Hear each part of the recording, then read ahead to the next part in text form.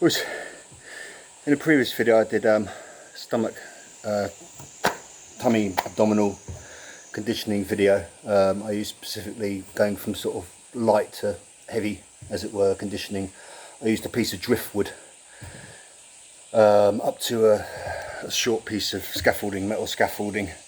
I thought they were kind of the opposite end of the spectrum, but one thing I didn't mention also, I just want to talk about types of, I call concentration and diffusion. I think diffusion is the word of force, but anyway, is probably the easiest thing to get, because also, as was pointed out to me, one comment was driftwood, both driftwood and a short iron scaffolding pole may not be the easiest things for people to obtain.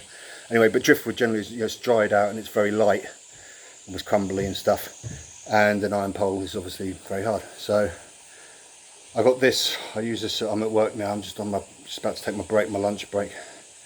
Hotter than hell at the moment. Anyway, but so yeah, it's a piece of cut timber. I don't know what type of timber it is, either the Japanese or the English, but it's very hard. Generally, we cut these and we put them away to burn them. At New Year's, we make a bonfire, and then it generally have to be in storage for 2 years. That's how long it takes them to sort of dry out till they're sort of burnable.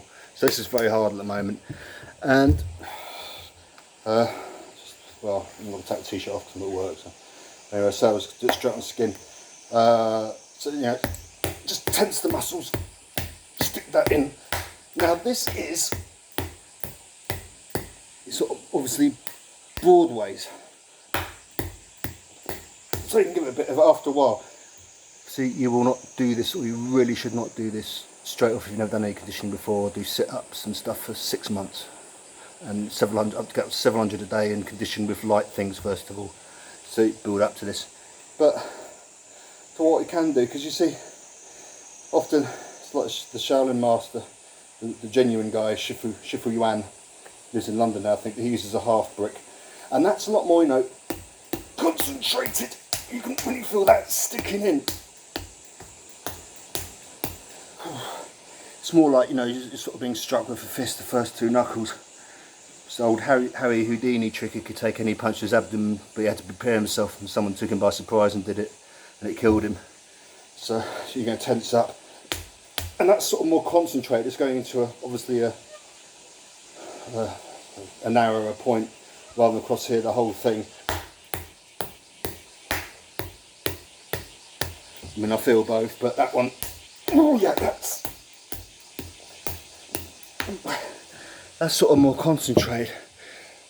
But that's just obviously starting something on, or you know, if you're starting out, you can use something hard like this, but just do it lighter obviously, and build up. You can do it in pairs, but you really need to trust the person.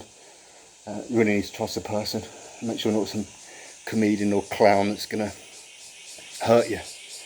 You know, because everyone's got work and whatever life to get on with. Just build up to it gradually, and then once you build up to it, it's the old. There was a guy, Lenny McLean, was a famous English bare knuckle fighter, turned actor. He passed away way too young. He was only like 49. But I remember reading his autobiography. I think it was him, or might have been his sort of famous opponent, Roy Shaw. But anyway, the famous guy, really hard guys, you know, and obviously. And there's one of the picture, a trainer, one of their trainers, people who trained them, he was like, you know, 16 stone himself, jumping on this, on their, either Roy Shaw or Lenny McLean, jumping on their gut with both feet, so compacting the force into, well, maybe just onto the heels, you know, landing the heels first onto the gut, just to show how conditioned they were. So I mean, it's, anyone can, not any, well, people have put the work in, but it's possible anyone can build up to being able to take quite a strike there.